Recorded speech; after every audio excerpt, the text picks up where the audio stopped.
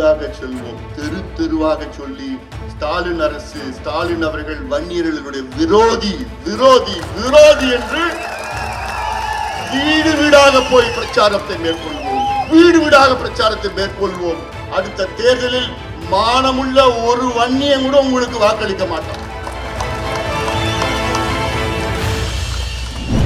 ஒன்றிய பொதுக்குழு கூட்டங்கள் நிறைவேற்றப்பட்டு தீர்மானங்கள் நவம்பர் 26ஆம் தேதி விழுப்புரம் மாவட்ட ஆட்சியரிடம் ஒப்படைக்கப்பட்டது.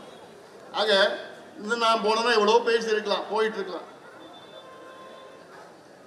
இவ்வளவு செஞ்சோம். ஒரு சில முட்டா பசங்க இவனுக்கு எலெக்ஷனுக்காக தேர்தலுக்காக இப்படி எல்லாம் சொல்லிட்டு இருக்காங்க. அதாவது கடந்த தேர்தலில் நடந்தது தெரியல உங்களுக்குலாம்.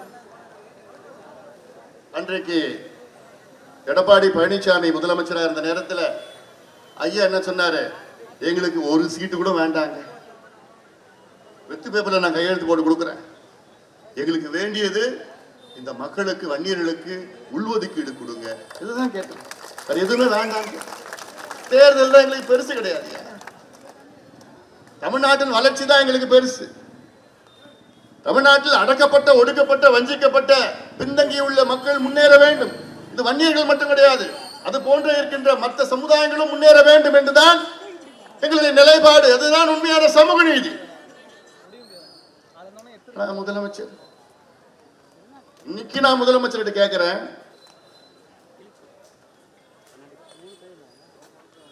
உடனடியாக வன்னியர்களுக்கு நீங்கள் 15 விழுக்காடு உள்ஒதுக்கீடு நீங்கள் கொடுத்தீர்கள் என்றால் அடுத்த தேர்தலில் நிபந்தனை இல்லாமல் உங்களை நாங்கள் ஆதரவு அளிக்கின்றோம், உங்களுக்கு ஆதரவு கொடுக்கின்றோம்.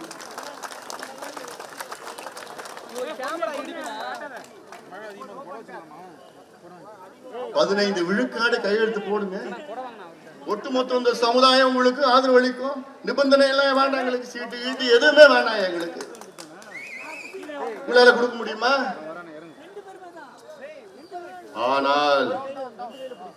ஆனால் அப்படி கொடுக்கவில்லை என்றால் வீடு வீடாக செல்வோம், தெரு தெருவாக சொல்லி ஸ்டாலின் அரசு, ஸ்டாலின் அவர்கள் வன்னியர்களுடைய விரோதி விரோதி விரோதி என்று வீடு வீடாக போய் பிரச்சாரத்தை மேற்கொள்வோம், வீடு வீடாக பிரச்சாரத்தை மேற்கொள்வோம்.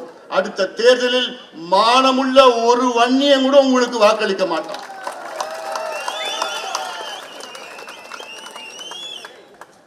அதை எப்படி செய்யணும்னு எங்களுக்கு தெரியும்.